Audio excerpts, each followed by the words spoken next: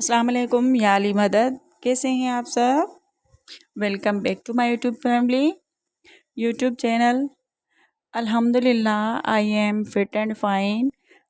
आई hope कि आप सब ठीक ठाक होंगे।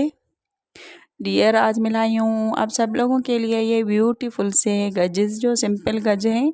ये काटन पे एम्ब्रॉयडरी है और इसका दुपट्टे पे भी वर्क है, फ्लावर वर्क इसको बोलते हैं हम। और शलवार के पाचे पे भी वर्क है।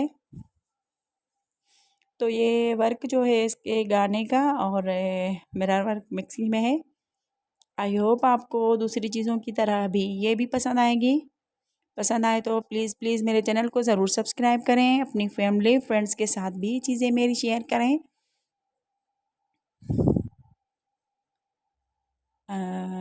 ये देखिए, सब कलर अपनी अपनी जगह पे बहुत खूबसूरत है और अट्रैक्टिव है।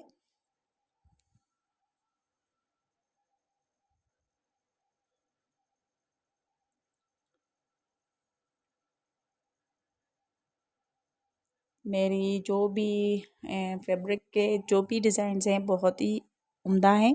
अगर कोई बाय करना चाहे तो वो भी मुझे कमेंट्स में बता सकते हैं।